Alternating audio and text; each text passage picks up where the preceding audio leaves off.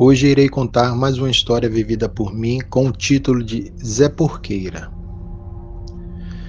Nesse meu relato eu estava com uns 8 anos de idade. Morávamos eu e minha família em Salvador e fomos passar as férias de final de ano em uma cidade alagoana chamada Palmeira dos Índios. Lá se encontravam a minha tia e primos. Saímos da rodoviária de Salvador e viajamos por algumas horas até chegar a Maceió e pegarmos outra condução até Palmeira dos Índios, já que na época não se tinha linha direta Salvador-Palmeira dos Índios, onde encontramos os primos na rodoviária bem pequena que tinha na cidade. Ainda não conhecia minha tia e primos, para mim era tudo novidade. Palmeiras, na época, era uma cidadezinha pequena, com casas com jardins e quintais grandes. Tempo quente, já que era em pleno verão e a cidade é rodeada de serras e montanhas, em especial uma delas com um belo Cristo Redentor de braços abertos para a cidade. Chegamos na casa de minha tia, que era bem próximo da rodoviária, e chegando lá, fui apresentado a ela e dei logo a benção.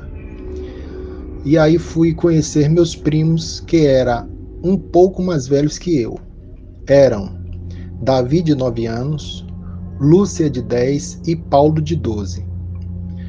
Conversamos um pouco e eles, como anfitriões, me levaram para conhecer o bairro.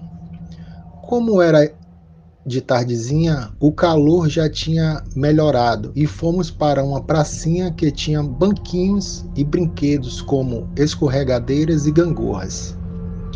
Ficamos ali brincando enquanto as outras crianças não apareciam. E já em torno das 18 horas, voltamos para casa e fomos tomar banho e café. Depois disso, pedimos a minha mãe e tia se poderíamos sair para brincar próximo de casa.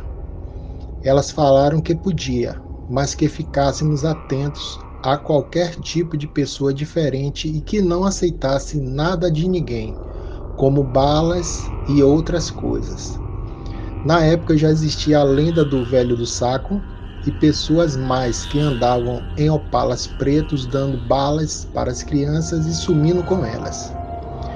Concordamos e fomos para a rua brincar. Encontramos alguns amigos de meus primos e fomos apresentados. E sem mais conversa, começamos a brincar de chuta-lata. E foi assim até as 21 horas, quando minha mãe e tia apareceram e pediram para entrarmos, que já era tarde. Obedecemos e fomos todos suados para casa, mas não sem antes avisar aos novos amigos que no outro dia teria novamente a mesma brincadeira. No restante da noite ficamos em casa escutando as conversas de nossas mães e resolvi saber das histórias da cidade e de meus primos, que começaram pelo folclore da cidade, que era muito rico. Contaram que tinha muitos ciganos na cidade, que eram bravos e perigosos, brigavam entre si e ninguém queria se meter com eles pelo alto grau de rispidez e periculosidade. Contaram que existia um velho do saco que passava levando crianças e nunca mais eram vistas. E chegaram na história do Zé Porqueira, que morava bem ali na mesma rua onde estávamos.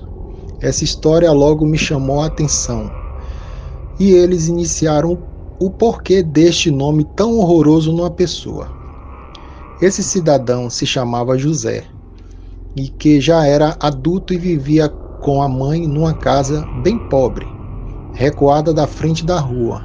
E esse rapaz adorava ir para os bares, jogar sinuca e beber até encher a moringa.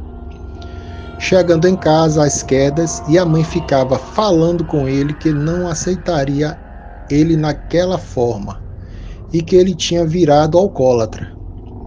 Quase todo dia ele repetia a bebedeira, chegando em casa às quedas. Até que numa Semana Santa, ele chegou em casa às quedas e quando a mãe foi falar, ele começou a discutir com a mãe e não mais aceitar o que ela falava.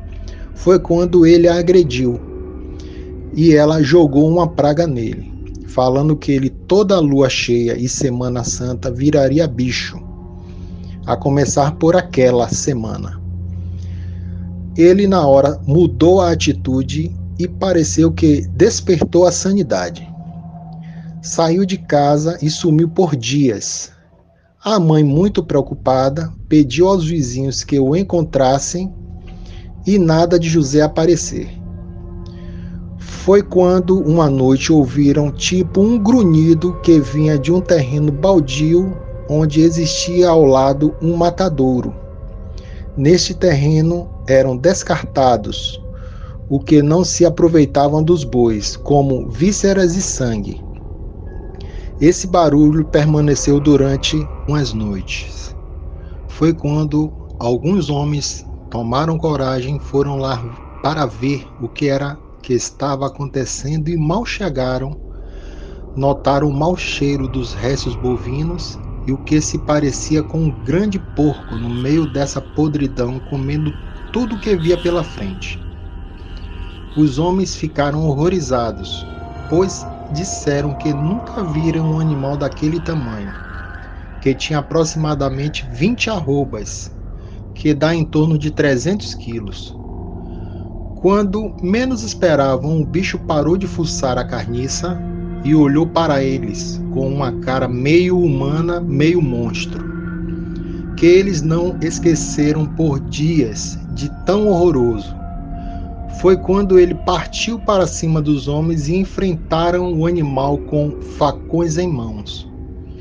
Devido ao tamanho grotesco e brutal do animal, os homens recuaram e saíram correndo em disparada, deixando o bicho lá.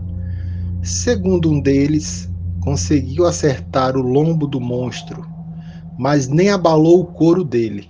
Depois disso, eles alertaram toda a comunidade, que ficou em alerta nas noites seguintes. Mas o bicho parece que era inteligente e desapareceu sem deixar vestígios. Entre a quinta e sexta-feira santa, voltou com tudo. As pessoas ouviram grunhidos e gritos animalescos vindo da mata. Todos da rua entraram em pânico. E até alguns ciganos que moravam no terreno baldio, em casas de lona, se assustaram e abandonaram o lugar e foram se acolher em outra comunidade gajão. Durante a madrugada, o animal tentou invadir uma casa e os moradores entraram em pânico, pedindo ajuda, e muitas pessoas se reuniram e foram lá para acudir. Chegando lá, encontraram um bicho grande no oitão da casa, forçando a janela lateral. Ao ver o pessoal, ele foi para cima e todos recuaram numa parede. E quando ele foi para atacar, um dos homens mais corajosos partiu para cima com uma faca de açougueiro e conseguiu furar o bicho entre a orelha e o crânio, talvez o ponto vulnerável da besta fera. E o bicho começou a sangrar. O animal sentiu a facada e começou a gritar igual a um porco acuado.